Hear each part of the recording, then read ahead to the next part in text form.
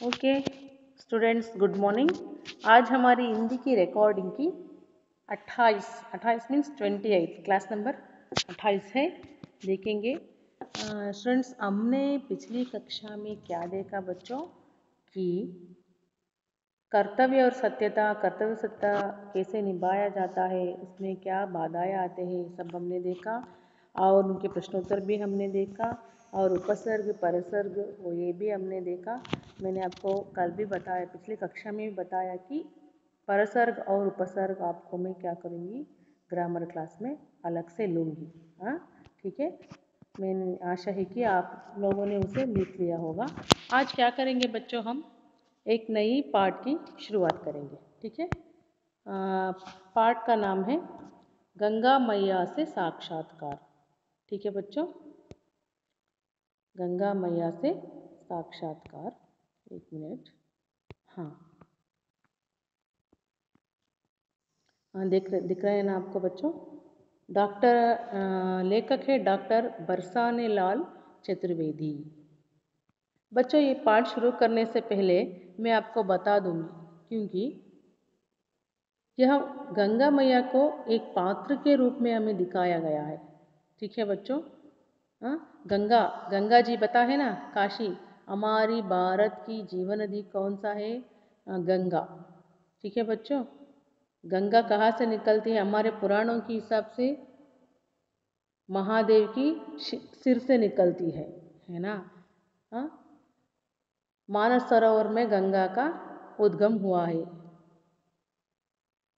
ठीक है बच्चों, लेकिन वास्तविक रूप में गंगा का उद्गम हम समझते हैं हिमालय से हुआ है। ये सब उद्गम के बारे में अनेक कथाएं है, गंगा के उद्गम के बारे में अनेक कथाएं हैं बच्चों। और पुराण में एक कथा भी है बच्चों। पुराणों में भगीरथ, आपने कथा सुना है, नाम सुना है बच्चों, भगीरथ। देखिए, अपने पूर्वजों को बचाने के लिए गंगा का पानी ही चाहिए था बच्चों। ठीक है, इसीलिए भगीरथ ने क्या किया, जब तक गंगा धरती पर ना आए तब तक उसने नहीं छोड़ा बच्चों। गंगा को उसने अविरत प्रयत्न से, अविरत तपस्या से क्या किया, धरती पर आने के लिए मजबूर कर दिया उसकी तपस्या से।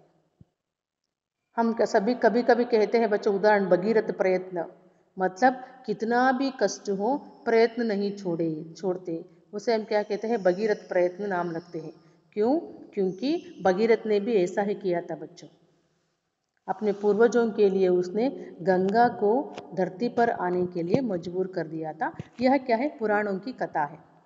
ठीक है, इस तरह गंगा के उद्गम के अनेक कथाएं हैं। यही गंगा जो हम अपनी भारत की पवित्र नदी समझते हैं, सैकड़ों करोड़ों लोग क्या करते हैं बच्चों, अनेक पाप करते हैं और क्या करते हैं, जाकर गंगा में डुबकी लगाते हैं। क्यों? अपने पाप धोने के लिए। पता है ना आपको ये सब के बारे में, क्या करते हैं, कितना भी पाप कर लो, गंगा मैया क्या, अगर गंगा मैया में हम डुबकी लगा दे तो क्या हो जाएगा, सभी पाप धुल जाएंगे।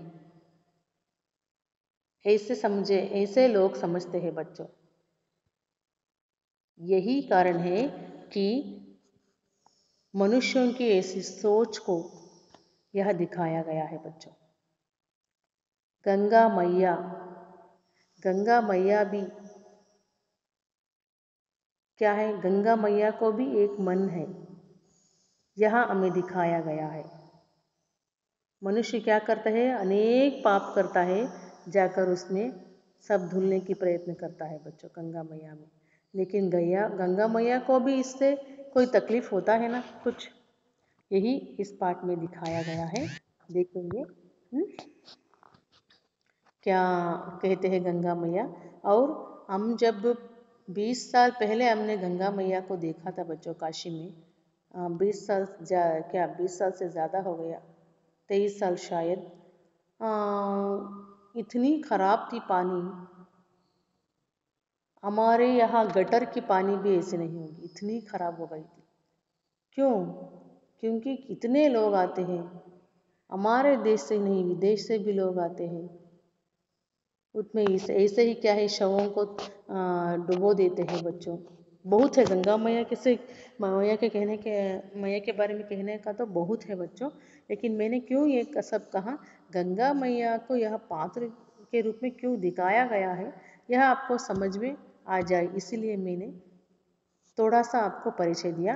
अभी हम क्या करेंगे, पाठ शुरू करेंगे। सबसे पहले क्या है, लेखक परिचय है ना। देखिए, आपको समझ में नहीं आया तो जब क्लास शुरू होगा तब प्रयत्न करें, समय मिले तो दोबारा समझाने की प्रयत्न में करूँगी। ठीक है, आपको दिख रहा है ना, गंगा मैया से साक्षात्कार, लेखक है डॉक्टर बरसानेलाल चतुर्वेदी। देखिए बच्चों, हिंदी साहित्य में ख्याति प्राप्त हास्य रस के कवि एवं लेखक बरसानेलाल चतुर्वेदी जी का जन्म 15 अगस्त सन 1920 को मथुरा उत्तर प्रदेश में हुआ। बच्चों, ये तो बरसानेलाल चतुर्वेदी कंप्लीटली आधुनिक हिंदी साहित्य के लेखक है। ठीक है, हाँ। देखिए, हिंदी साहित्य में ख्याति प्राप्त हास्य रस के कवि, हास्य रस, हास्य मीन्स क्या है, कॉमेडी, कवि एवं लेखक, ये लेखक भी है, कवि ही नहीं लेखक भी है। बरसानेलाल चतुर्वेदी का जन्म, इनका जन्म कब हुआ, 15 अगस्त सन 1920। 15 अगस्त पता है ना आपको, इंडिपेंडेंस डे। हाँ, मथुरा उत्तर प्रदेश में हुआ, मथुरा के उत्तर प्रदेश में हुआ। आपने हिंदी साहित्य में हास्य रस पर पीएचडी तथा आधुनिक काव्य में व्यंग्य पर डिलीट की उपाधि प्राप्त की है। देखिए बच्चों, पीएचडी के बाद हम क्या करते हैं, डिलीट। पीएचडी से ऊपर कौन सा है, डिलीट की उपाधि है। देखिए, उनके लिए आपको पता है ना, पीएचडी और उसके आगे संशोधन करना पड़ता है। हाँ, ಉನ್ನತ ವ್ಯಾಸಂಗ ಅಂತ ನಾವು ಕನ್ನಡದಲ್ಲಿ ಕರಿತೀವಿ।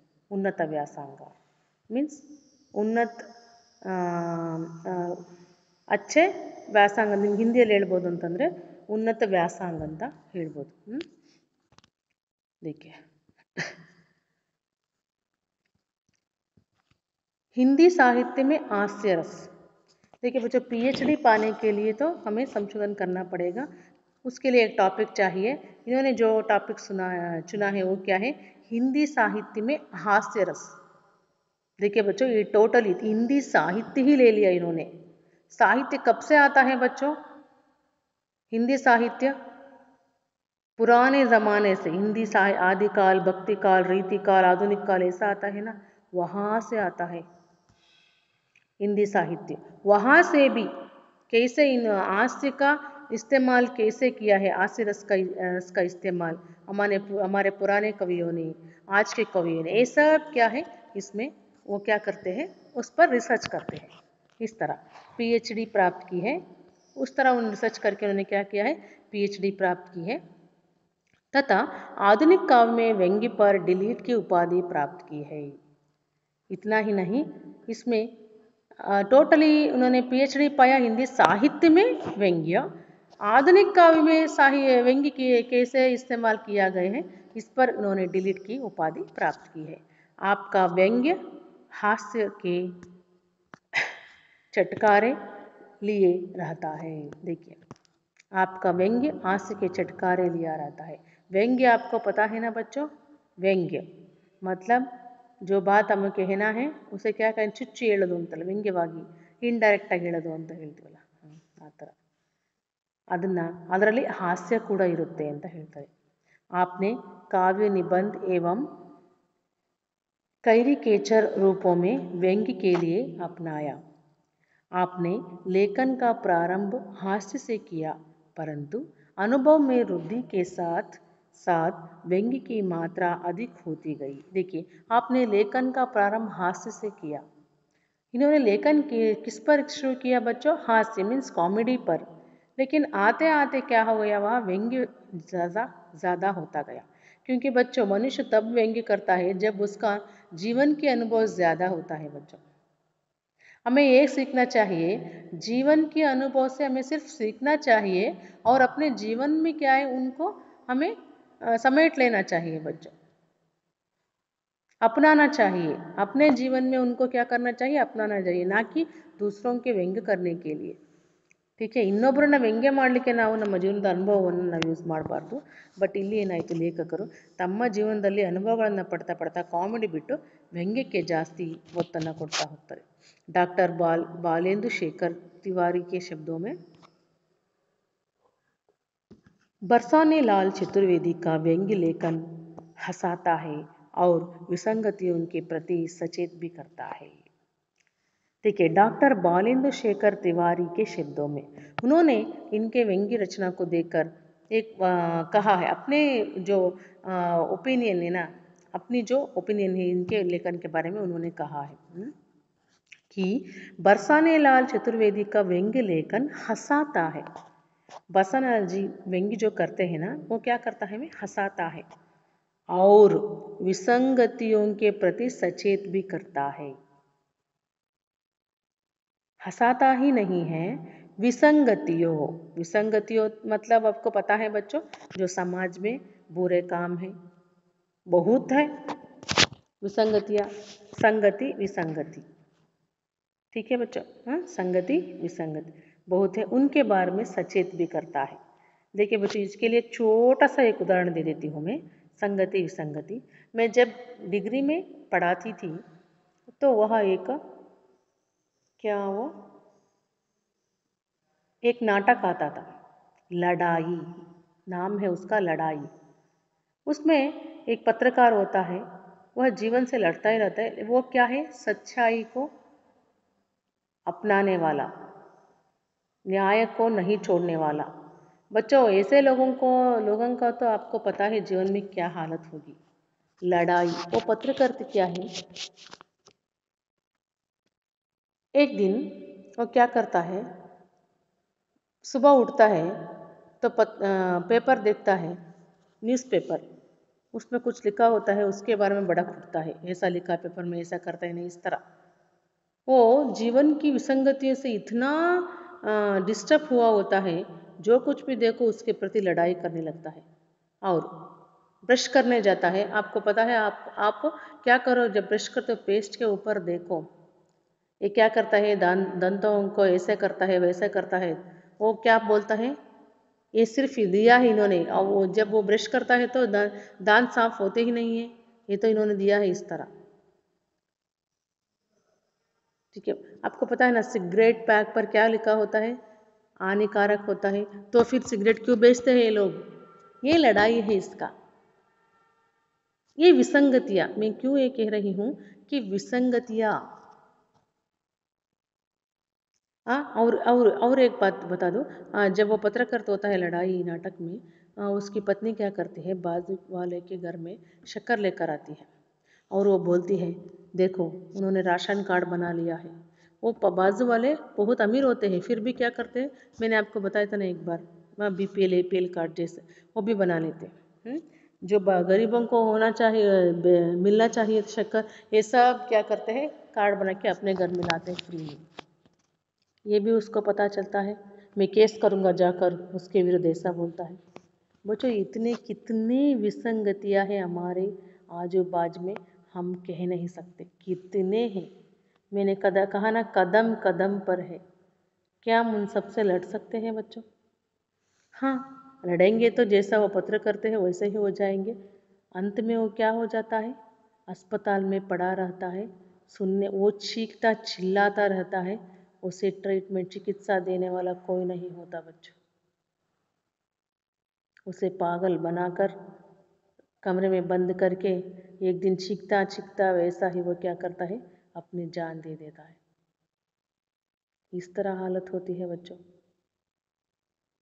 ये विसंगतियाँ आई ना, इसके बारे में, ये जो जीवन की सत्य है, हमें क्या करना है, उसे मानकर आगे बढ़ना है. या तो उनसे लड़ो या तो उसे मानकर आगे बढ़ो. इस तरह विसंगतियाँ एक वर्ड, इसलिए मैं ये सब बताई. आगे देखिए, आपके उल्लेखनीय योगदान के लिए उत्तर प्रदेश सरकार हिंदी अकादमी आदि संस्थाओं द्वारा सम्मानित किया गया. देखिए, आपके उल्लेखनीय योगदान के लिए, उल्लेखनीय मीन्स नीचे जो उनके लेखन दिए गए हैं ना, उनके लिए हिंदी अकादमी आदि संस्थाओं द्वारा सम्मानित किया गया. ठीक है। प्रसिद्ध रचनाएं, बोलाराम पंडित की बैठक, मिस्टर चौके लाल, बुरे फंसे, मिस्टर खोए खोए, हास्य निबंध संग्रह आदि। ये सब क्या है, इनकी रचनाएं। प्रस्तुत साक्षात्कार मुसीबत है नामक संग्रह से लिया गया है। देखिए, प्रस्तुत साक्षात्कार, कौन सा साक्षात्कार? गंगा मैया से साक्षात्कार, जो पाठ है आपका, उसको मुसीबत है नामक संग्रह से, बरसाने लाल जी की मुसीबत है नामक संग्रह से लिया गया है। लेखक ने इसमें गंगा मैया के माध्यम से आज के भ्रष्टाचार, महंगाई और धर्म के नाम पर होने वाले ढकसालों पर व्यंग्य किया है। मैंने कहा ना बच्चों, धर्म के मार्ग, क्या क्या लेखक ने गंगा मैया के माध्यम से आज के भ्रष्टाचार, आजकल जो भ्रष्टाचार होता है ना, उसके बारे में, महंगाई, महंगाई मीन्स महंगाई, जो महंगाई हो रही है, आप लोगों को पता है, और धर्म के नाम से होने वाले ढकसालों, ಧರ್ಮ ಕೆ ನಾಮ ಸೆ, ಧರ್ಮದ ಹೆಸರಿನಲ್ಲಿ ಆಗತಕ್ಕಂಥ ಮೋಸಗಳು, ಅರ್ಥ ಆಯ್ತಲ್ಲ, ಎಲ್ಲದರ ಬಗ್ಗೆ ವ್ಯಂಗ್ಯವನ್ನು ತೋರಿಸಿದ್ದಾರೆ ಯಾವುದರ ಮೂಲಕ? ಈ ಒಂದು ಸಾಕ್ಷಾತ್ಕಾರದ ಮೂಲಕ।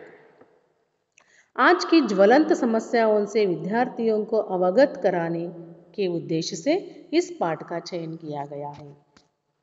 देखिए बच्चों, आज के ज्वलंत समस्याएं, ज्वलंत समस्या ಅಂದರೆ ಏನು? ಈಗಿನ ಜ್ವಲಂತ ಮೀನ್ಸ್ ಜೀವಂತ ಸಮಸ್ಯೆಗಳು, ಕಣ್ಣಿಗೆ ನಮಗೆ ಕಾಣ್ತಕ್ಕಂಥ ಪ್ರೆಸೆಂಟಲ್ಲಿ ಆ್ಯಕ್ಟಿವ್ ಇರ್ತಕ್ಕಂಥ ಸಮಸ್ಯೆಗಳನ್ನು ಜ್ವಲಂತ ಅಂತ ಕರೀತಾರೆ ಮಕ್ಕಳ, ಅರ್ಥ ಆಯ್ತಲ್ಲ? ಅಂತಹ ಸಮಸ್ಯೆಗಳು ಯಾವುದಿದೆ ಹೇಳಿ, ಯಾವುದಿದೆ ಹೇಳಿ? ಭ್ರಷ್ಟಾಚಾರ, ಅನೀತಿ, ಅನ್ಯಾಯ, ಅಮಾನವೀಯತೆ, ಸ್ವಾರ್ಥತೆ, ಎಷ್ಟು ಹೇಳಬೇಕು ಹೇಳಿ? ಎಲ್ಲ ಸಮಸ್ಯೆಗಳಾಗಿ ಉಳ್ಕೊಂಡಿದೆ ಮಕ್ಕಳು. ಮೊದಲು ನಿರುದ್ಯೋಗ, ವರದಕ್ಷಿಣೆ, ಆಂತರ ಪಿಡುಗಿತ್ತು, ಬಟ್ ಈಗೇನಾಗಿದೆ? ಹೆಜ್ಜೆ ಹೆಜ್ಜೆಗೂ ಏನಪ್ಪ? ಭ್ರಷ್ಟಾಚಾರ, ಅನೀತಿ, ಅನ್ಯಾಯ, ಸ್ವಾರ್ಥತೆ, ನಿರುದ್ಯೋಗ, ಶೋಷಣೆ, ಏನು ಹೇಳಬೇಕು ಹೇಳಿ? ಎಲ್ಲ ಸಮಸ್ಯೆಗಳಿದೆ. ಅಂತಹ ಸಮಸ್ಯೆಗಳಿಂದ ವಿದ್ಯಾರ್ಥಿಗಳಿಗೆ ತಿಳಿಸೋಕ್ಕೋಸ್ಕರ ಈ ಪಾಠವನ್ನು ನಿಮಗೋಸ್ಕರ ಇಟ್ಟಿದ್ದಾರೆ. ಅರ್ಥ ಆಯ್ತಲ್ಲ? ಹಾಂ, ನೆಕ್ಸ್ಟು ಕ್ಲಾಸಲ್ಲಿ ಸ್ಟಾರ್ಟ್ ಮಾಡೋಣ. ಇವತ್ತು ಇಷ್ಟಿಗೆ ಸಾಕು. ಏನಾದ್ರು ಡೌಟ್ಸ್ ಇದ್ದರೆ ಕೇಳಿ, ನೋಡೋಣ. ಮತ್ತು ಯಾವಾಗ ಕ್ಲಾಸ್ ಸ್ಟಾರ್ಟ್ ಆಗುತ್ತೆ ನೋಡೋಣ ಆದಷ್ಟು. ಓಕೆ ಸ್ಟೂಡೆಂಟ್ಸ್, ಬಾಯ್.